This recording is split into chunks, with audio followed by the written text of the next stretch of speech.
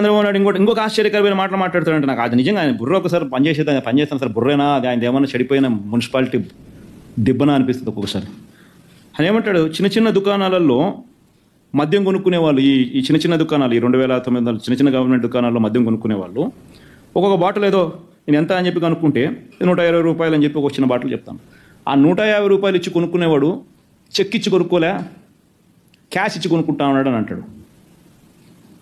అసలు వాస్తవం చెప్పానంటే పాయింట్ ఆఫ్ సేల్లో డిజిటల్ పేమెంట్ను తీసుకొచ్చిందే వైసీపీ ప్రభుత్వంలో. వైసీపీ ప్రభుత్వం రాక మునుపు పాయింట్ ఆఫ్ సేల్లో డిజిటల్ పేమెంట్ లేనే లేదు.